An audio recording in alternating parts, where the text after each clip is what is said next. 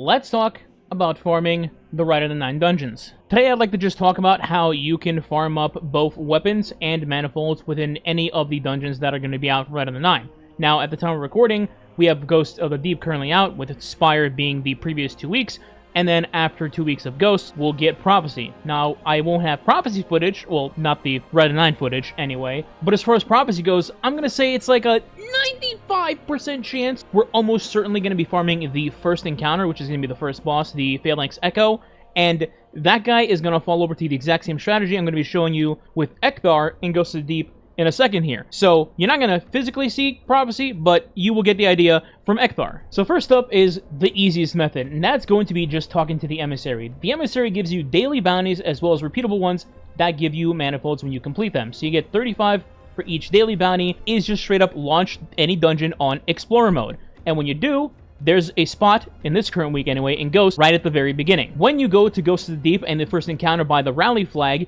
you can just sit in this circle the entire time, and Acolytes can continuously respawn over and over and over on your location and close in, and you can just keep getting kills for whatever weapons you need. You can also just wipe or relaunch the activity depending on the mode you're in to get more ammo if you need more heavy ammo, special ammo, etc. But it's essentially just killing Acolytes over and over for very little effort, and then you get a bunch of manifolds for it. Completing this route will net you 215 manifolds per day. If you do it on 3 characters, then that's 645 per day, which can give you some weapons at the Emissary. You'll be able to redeem them over here at this chest for 250 manifolds each. Just to give you an example, I'm going to open one and throw away some manifolds. Imagine if this is just a God Roll Cold Comfort. That'd be fantastic.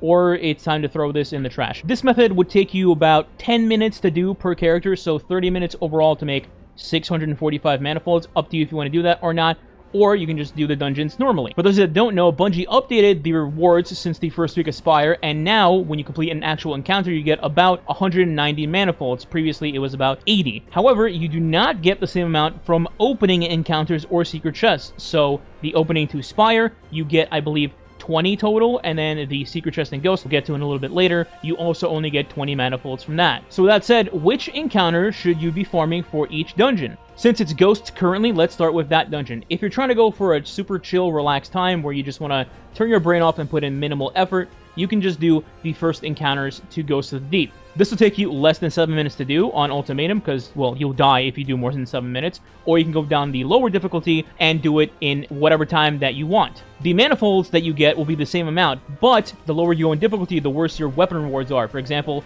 on Ultimatum, it'll be Adepts, on Eternity, it'll be regular ones, and then on Explorer, I don't know, you get a cheeseburger maybe.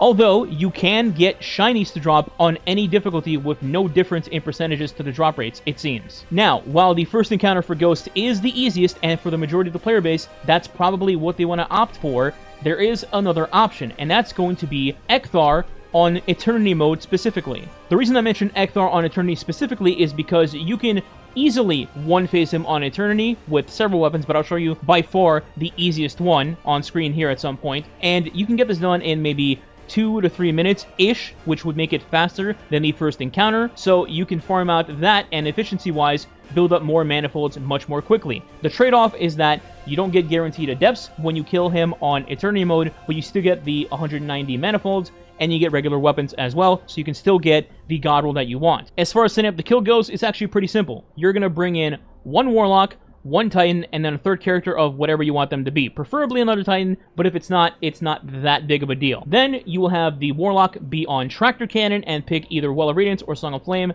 It doesn't matter too much which one you pick, it's just preference really, but the other 2 characters will be using Winterbite, the exotic glaive that you would get from the Lifewall campaign quest. Your Titan player will be on Strand Titan and use the Banner of War aspect for both healing purposes as well as giving bonus damage to melees. And then for your third character, whatever they may be, whether it's Hunter, Warlock, Titan, you would then have them on Winterbite as well, and depending which class you are, you would either use Synthoceps or the Trident Vice gloves for Hunters. They basically work the same way as Synthos. You get 100% bonus damage to melees with glaives. Warlocks do have an option that doesn't involve Synthoceps at all though, and that's going to be rocking Apotheosis Veil. The reason for this is because on Well or Song of Flame, you can use your Snap Melee, track to the boss, then pop your super, and if you're in Well, then the Well's down, and you can keep getting bonus grenades and melees back, and still snap fire the boss with your Incinerator Snap, maybe 5 to 6 times, which will still stagger him, or you can stay in Song of Flame, keep doing your snaps like you normally would, and then when Song of Flame runs out, you would still get the bonus benefit from Apotheosis Veil and still do more snaps. Final note for the Tractor Cannon user, the Warlock, since you're going to be supporting with Tractor Cannon, your best DPS option is going to be a Trench Barrel Shotgun. It doesn't matter which one it is, just make sure it has Trench Barrel. Personally, I would go with Perfect Paradox if you happen to have that, otherwise go with whatever you have. If done correctly, you will very easily one-phase Ekthar on Eternity mode and get your rewards. Now, if you're doing it very cleanly and you want to up the challenge a little bit, you could go up to Ultimatum. This strategy can still one-phase Ekthar on Ultimatum, and you can farm Adepts this way if you'd like, but that's up to you if you want to up the challenge for yourself. If for some reason somebody doesn't believe me that it can be one-phased, I already have a short of doing it up on the channel. Go check that out. Last thing about Ghosts, there is a solo farm with a secret chest. Technically, you could do it with a team, but I feel like people who have teams would just do the first encounter, so this is mainly a solo farm.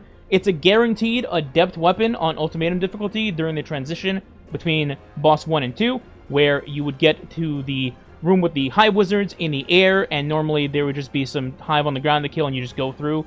But this time, there's some Ogres that are normally blocking the doors, plus after you kill the Ogres, there's a Light Bearer that's there, a Hunter Light Bearer, and when you kill him, you get a chest, which gives you a guaranteed weapon, and that will be an Adept on Ultimatum. So if you want to farm Adepts solo without actually doing an encounter, after you get the weapon, jump off the cliff, you'll respawn in a transition, rinse, repeat, there you go. Now, you see what I mentioned with Ekthar there? We're going to take that concept, we're going to wrap it up in a nice little blanket, and make it into a shape of a football, and then yeet it across a continent into the next dungeon, which is Prophecy. So, as I mentioned earlier, Prophecy, it's almost a bona fide certainty that the first encounter, the first boss, Phalanx Echo, is going to be the farmable encounter in that dungeon, bearing some sort of insane changes that drastically alters the encounter entirely, which I don't think Bungie will do. You take the same concept with Winterbite and apply it to this boss, and he will absolutely fall over. Not only does he have way less health than Ekthar, I think literally less than half of Ekthar's health, which is 9.5 mil-ish, somewhere in that range. This guy will get absolutely obliterated by the exact same setup.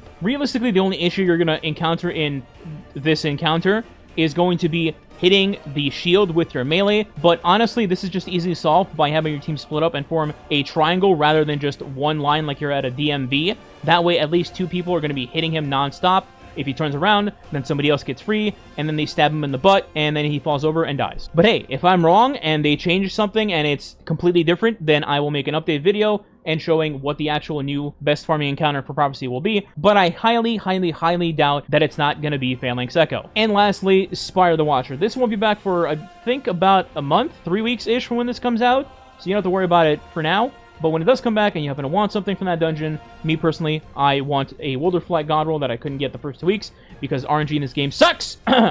Anyway, so the encounter farm here is definitely going to be the Ascend encounter, which is right before the first boss. This can be done on both Eternity and Ultimatum. Ultimatum obviously is a little bit harder with everything being -20 and all that, but it's absolutely doable. In fact, the footage you're watching is going to be on Ultimatum while we're doing a speed run to try to get the Move of the Week emblem for Spire the Watcher, and we're just kind of crushing it with the same loadout you can use on Eternity, but at a lower difficulty, so everything will just die much quicker. Really, this encounter is just a game of memory and connect the dots with Arctrician, and you kill a couple of yellow bars here and there, one big Hydra, one Jabroni Minotaur, and that's it. Once you memorize the patterns and know where to go on each floor immediately, you can zoom through this encounter in a couple of minutes and get your rewards very easily. Now, if that bores the hell out of you, like the first encounter of Ghosts of Deepwood, and you'd rather do a boss fight, then you could also try doing the first boss of this dungeon, Akelos, Kellogg Cereal, whatever the pronunciation is. This Harpy boss